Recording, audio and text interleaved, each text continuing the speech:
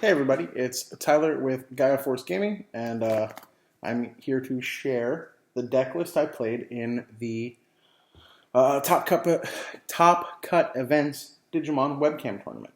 I almost went undefeated. I went 7-0 and then lost in the final round. I'll go over the deck and then I'll talk about my matchups. It's almost exactly the same deck list I posted on here a couple weeks ago that I went 5-0 at my locals with. There's just been a couple changes. I'll also tell you what I would probably change moving forward if I'm going to a big event and how the deck played. So for the babies, for Koromon, he's the best red baby, and Koromon leads Brave Little Warrior. It's perfect. Then one Yokomon, because it's the other red egg. For the level 3s, we play 2 Monodramon, 2-drop Vanilla 3K, and 4 Biomon. You could do any combination of these guys. I like having 6 2-drops to help choke memory in red. And then we have 4 Guilmon. The passive 1K boost is still amazing. It came in handy all the time to be able to survive security checks and get over their big things, especially in other Omnimon matchups. And the best red level 3 out so far is the starter deck Agumon. Passive 1K inheritable. Like I said, you want to survive checks. You want to be able to get over things when you swing and survive security. Then for the level 4s, we run 4 of the blocker. Blockers are, I think, essential to have some of. Though I guess we can talk, when I talk about what I would change about this list, a little bit about my opinion on them. 4 Dark Tyrannomon, 1 to evolve. Cheap, you want to get up to Omnimon as quick as possible in this deck. And then 4 of the starter deck, 4 Greymon. Inherited security +1, helps you apply pressure and gets you the win faster. For the level 5s, we played 3 Metal Tyrannomon. He is a vanilla 10K. Makes you feel safe swinging into security, especially if he's over the Greymon. Get that security +1.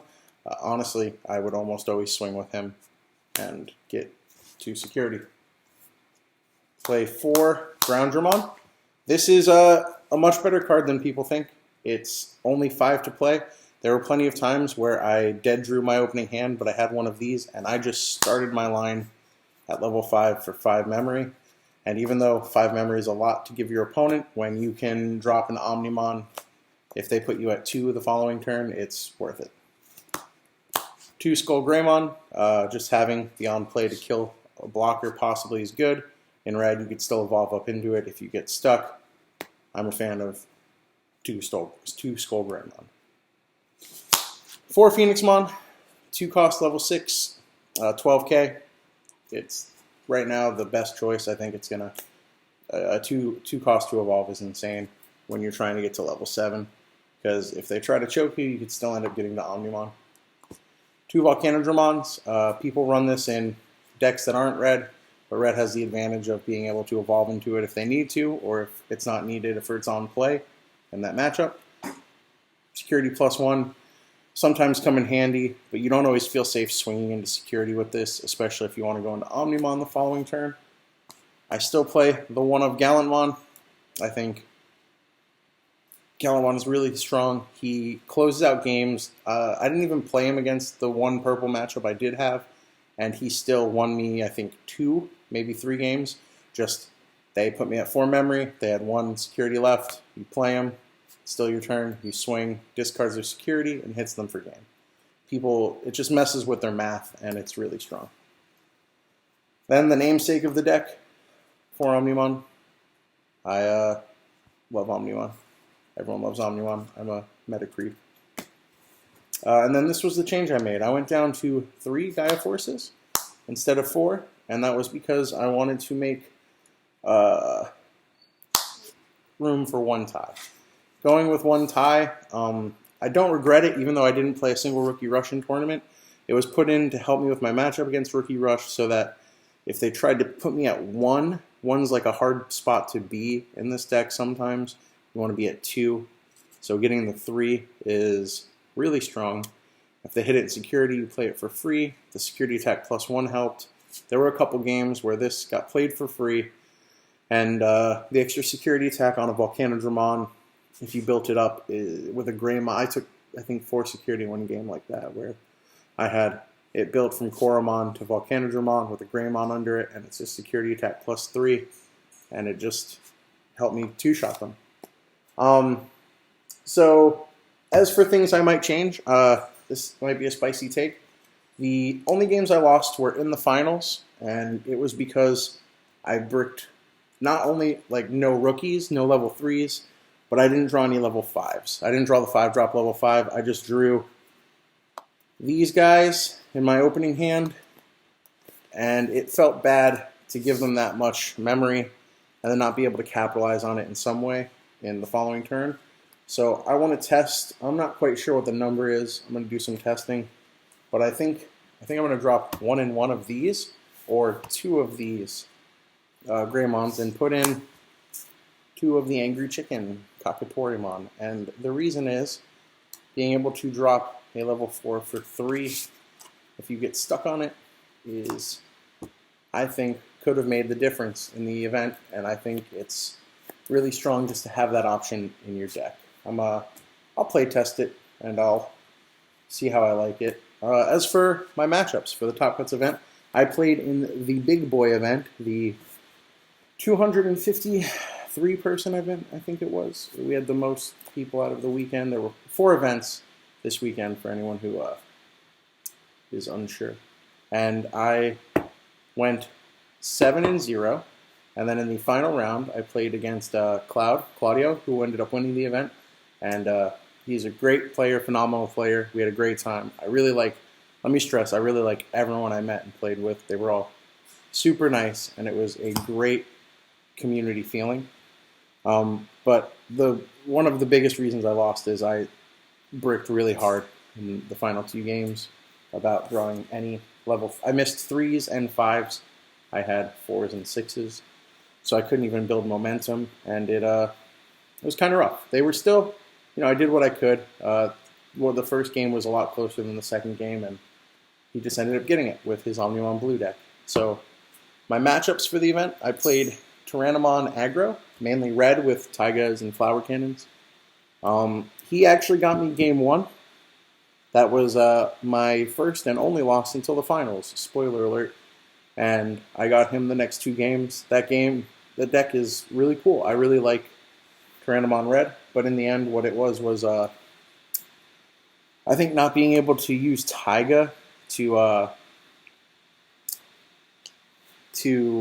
help you Digivolve in your raising area is a real detriment to that deck, because it means you can't build up for the cheap cost in your raising area like you want to, and it's not always easy to. I just tried to keep him to where he didn't have anything on the board. I tried to play the board control game because he wants to pierce. So I think in the second or the third game, a well-timed Volcanodramon killing like 2 Tyrannomon is what got it for me. I just put tempo too far in my favor. Round 2, I played against Purple. The girl I played, she was having, I should say the woman I played on, that's, I guess, low-key disrespectful. The woman I played was having connectivity issues. We got about halfway through round 1, and she just kept disconnecting, and she ended up conceding the game to try and figure out why her internet was being that way. She was super nice. I still had a great time. And so I got that one. Round 3, I played against Omnimon Blue, and this will be the first of 4 Omnimon Blue matchups I played. I just played the way I play against Omnimon Blue every time, which is try to stop them from being able to go to Omnimon on their turn by Gaia Forcing or Skull Greymoning or Omnimoning, whatever their tempo is, whatever their stack that they're building is, and try to apply pressure as quickly as possible. So I won that one as well. Round 4, I played against Green Kabuterimon or Green Titamon. I'm actually not sure because I didn't see Titamon. I did see 1 Hercules Kabuterimon. And, excuse me, guys. And I won. I choked him. I don't know how I did it because Green usually plays really well off 1 or 2 memory, but I just tried to. Just in Digimon in general, if you try to make the plays that keep them on the back foot more often than you are, you're usually going to be in a good spot. You want to give them as little memory as possible, or when you do give them big memory, make sure they don't have something in raising, make sure that they can't capitalize on that memory, or if they do, it has to be suboptimal. You want to make them make the suboptimal plays while you get the most out of your memory. I think that's, I came fourth, but I think that's the way to do it. Round 5, I played against Gallantmon Red. I don't know if he was wearing Omnimon or not. I did not see him drop Omnimon, and really it was just me. I think that was one of the games I got him out really early from the security, or I just played him when I had the memory, and it went really well in my favor. And I think I actually won against him with Gallantmon, which is kind of funny. So I 2-0'd that one as well. I 2-0'd all of these, by the way, except for the Tyrannomon player and the finals. After Gallantmon, I played 3 back-to-back matchups with Gallantmon, or Omnimon Blue, I'm sorry. And I 2-0'd the first person. I think that was the game where I had 2 Gaia Forces in security. They weren't like back-to-back or anything, just he saw 2 of them in security and it put him very far behind. Round 7, I got paired down. And if I had lost the tournament, it would have just been over at that point, and Cloud or Claudio would have still been the winner. But I did win that one. And that one was both of those games were pretty close. I just barely eked it out. I think I won with 0 security on both games. And that was another game where I think one of them I bricked on rookies, but I think one of them I played this guy turn 1, gave him a ton of memory, and then I was able to just play Omnimon, swing, and try to get some of that momentum back. Or another time I just played Groundramon, and then evolved into the Phoenixmon, swing, play Omnimon. It's just trying to choke them and make them make the suboptimal plays while you make plays that are good for you. In the finals, I played Claudio, great guy, great player. We had a lot of friendly banter. The first game was pretty close. The second game, I don't feel like we even really played. He was smart and capitalized on the things that I had to make suboptimal plays, and he capitalized on them. Just like I'm saying, you want to force your opponent to make suboptimal plays, and in the same way, if their deck is forcing them to, you have to push that advantage as hard as you can. I had a great time. I think the webcam event went super smoothly. Top Coveted Events was great. Core TCG, I heard, did a phenomenal job as well.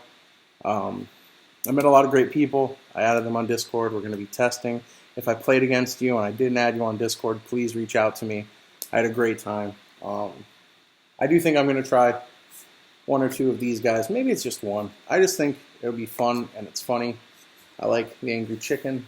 I think Omnimon Red is still a little bit stronger than Blue, even though all of the tournaments Blue showed a lot better. I think Red just the Gaia Force pushes it. The removal that they have to push your opponent off tempo works really well. It's not as linear as people expect it to be, if that makes sense. Maybe it's just I have an emotional attachment to it now because I have been playing Red and I love it. Anyway, that's how I almost went undefeated. I hope you guys enjoyed this. Sorry it's a little rambly. Sorry it's a little quick. I just wanted to get it out. And I really love this community. I'm glad to see it flourish. I'm glad to see people enjoy the game. And I can't wait to see what comes in the future. Like, comment, subscribe. Leave your Discords in the comments or message them to me. I want to play this game with you. I want to play this game. You guys have a great one. Thank you.